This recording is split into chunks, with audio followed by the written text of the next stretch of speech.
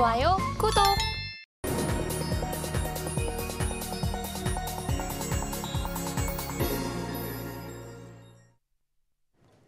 화요일 아침 8시 반 향해 가고 있습니다. 매일 아침 8시 반 저희 서울경제TV에서 센티멘탈 대 펀더멘탈 매일 두 종목씩 말씀을 드리겠습니다. 오늘도 두 종목입니다. 센티멘탈로 두산 에너빌리티 원전 관련주죠. 펀더멘탈로 한화 에어로스페이스 방산 관련주입니다. 자, 두산 에너빌리티부터 들어가겠습니다. 어제 원전주들이 전반적으로 반등세를 보였습니다. 미국의 소형 원전이죠. SMR 그 개발을 갖다가 한 업체랑 현대건설이 계약을 하면서 앞으로 미국 본토에다가 SMR을 갖다 건설할 거다 이런 뉴스가 전해졌기 때문인데요. 현대건설도 많이 올랐습니다만 저는 오히려 두산 에너빌리티 이거를 좀 봐줘야 되겠다 이런 생각을 해가지고 가져왔습니다. 한전기술도 어제 좀 올랐고 두산 에너빌리티도 같이 좀 올랐죠. 한전산업까지 이렇게 올랐습니다. 그래서 원전주가 전반적으로 반등세를 보인 하루였습니다.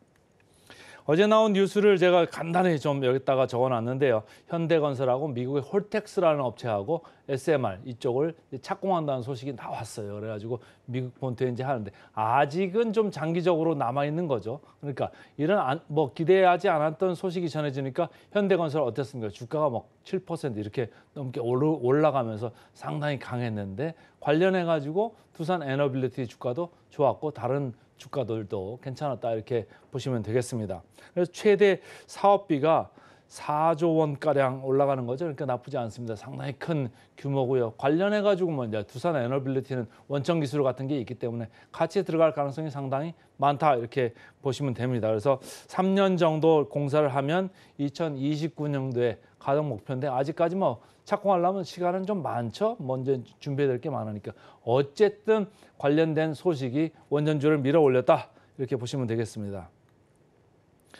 대형 원전 다음은 SMR이다 이렇게 NH투자증권에서 이렇게 리포트가 나왔네요. 그래서 전반적으로 미국이 2030년까지는 본격적으로 소형 원전 쪽에 생태계를 육성을 하려고 한다. 그리고 누스켈이나 이쪽에서 한 6천억 정도 금년 하반기에 이제 수주를 기대를 하고 있습니다. 엑스에너지 이쪽에 상업운전도 이제 선행이 필요한데 어쨌든 이런 쪽에 두산 에너빌리티가 들어가면서 여러 가지 수주를 할 가능성이 많다 이런 얘기를 하고 있습니다.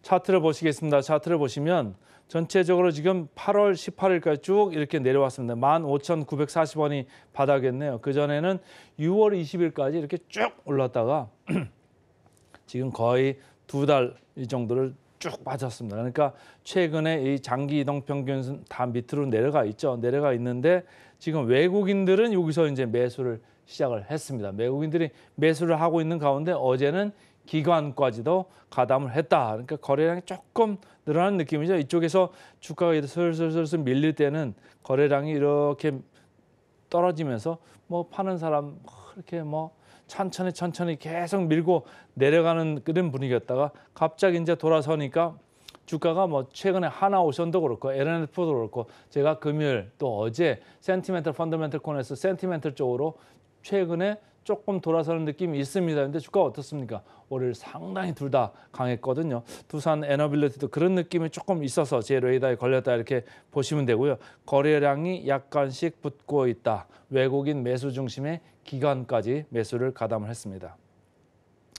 역사적 밸류 밴드를 보면 아직 이렇게 하단까지 내려온 정도는 아니죠. 주가가 이렇게 조정을 받았습니다만 여전히 중상단 이쪽 부분에는 있습니다. 그래가지고 이 회사는 기본적으로 한 번도 싼 적이 없었습니다. 밸류에이션이 싼 적이 없었는데 지금도 많이 리레이팅이 됐다가 차익 실현에 쭉 내려왔다가 다시 조금 정신을 차리려고 하는 그 와중에 있는 것 같습니다.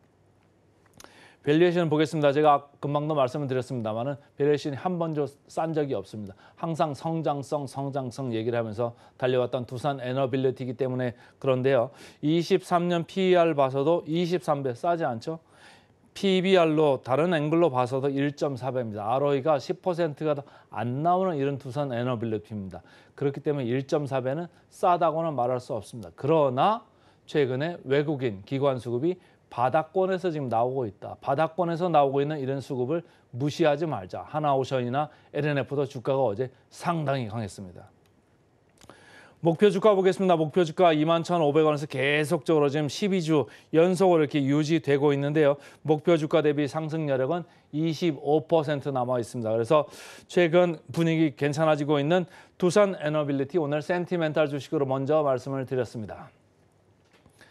그다음에 이제 다음 그 펀더멘탈 주식으로는 뭐 지난 금요일에는 한화오션 얘기했습니다만은 한화오션을 자회사로 들고 있죠. 한화 에어로스페이스 오늘 펀더멘탈 주식으로 말씀을 드리겠습니다. 대장주 역할을 하면서 방산주를 끌어올렸던 이런 한화 에어로스페이스입니다. 한화오션도 조선주 중에서는 대장주 역할을 했었다가 최근에 조정을 증자한다는 뉴스로 조정을 받았다가 다시 강하게 반등을 했습니다만은 한화 에어로스페이스도 이런 방산 관련주 중에서는 가장 대장 역할을 상반기 내내 했었습니다. 그런데 2분기 실적이 약간 저조하면서 주가는 밑으로 내렸죠. 그래서 이 지지선 부분까지 왔다가 최근엔 다시 고개를 들려고 하고 있습니다. 그건 왜일까요? 하반기 가면서 모멘텀을 지금 생각하는 사람들이 다시 등장하기 때문입니다. 그 모멘텀 바로 이겁니다. 폴란드 그리고 호주에서 나오는 모멘텀입니다. 2분기 실적은 이제 악재를 반영한 느낌이고요.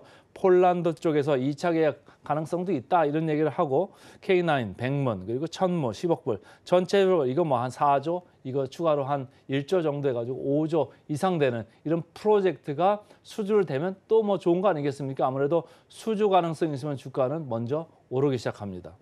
호주의 레드백 중장갑차죠. 이쪽 사업도 작게는 2조, 많게는 6조 건의 이게 우선 협상 대상자로 선정이 됐습니다. 선정이 됐는데도 주가가 밀리니까 2분기 실적도 생각보다 안 좋았고 그러니까 주가는 조금 밀리다가 최근에 바닥권을 잡고 다시 올라가는 이런 분위기입니다. 뭐 여기뿐만이 아니고 다른 나라에서도 계속적으로 이제 수주 상담이나 이런 게 있을 수 있다고 보면 이제는 바닥권이 아니겠느냐 이런 생각을 하는 리포트입니다. 그다음 하나증권인데요. 업종 최선호주로 선정을 했습니다. 4분기 실적이 본격적으로 개선될 거다 이렇게 보고 있고 국내 방산 업체 중에서도 가장 수주 모멘텀이 강하다 이렇게 보고 있습니다. 그다음 차트를 보시면 계속적으로 내려왔고요. 2분기 실적 안 좋아진 것도 있고 호주 레드백 우선 사업자 그 협상 대상자로 선정이 됐음에도 불구하고 뭐 어쨌든 주가가 밀려내려니까 뭐 기대감이 있다가 거기 뉴스에다가 판 이런 형상이 됐는데 최근에 8월 22일까지 10만 3,800원까지 내려왔었네요. 어제 고개를 좀 들었죠. 그래서 전체적으로 방산주가 올라가는데 한화 에어로스페이스 먼저 이렇게 고개를 들은 감이 있습니다. 이 한화 에어로스페이스는 아까 제가 앞서서도 말씀을 드렸습니다만은 한화오션이라는 회사를 가지고 있습니다. 2분기 실적이 생각보다는 안 좋았습니다만은 지분법 이익이 들어오기 시작하고 있습니다. 그래서 이제 3분기부터는 지분법 이익이 괜찮게 들어올 수 있다 이런 생각을 하시면은 뭐 영업단에서도 4분기 가면서 이제 좋아질 수 있고 또 지분법 이익 그러니까 경상이익단이죠. 경상이익단에서도 좋아질 수 있고 그러니까 순이익이 좋아질 수 있습니다. 이런 순이익이 좋아질 수 있는 회사는 PER이나 다른 밸류에이션이 낮게 형성될 수 있습니다. 자, 보겠습니다. 역사적 밸류 밴드를 보시면요.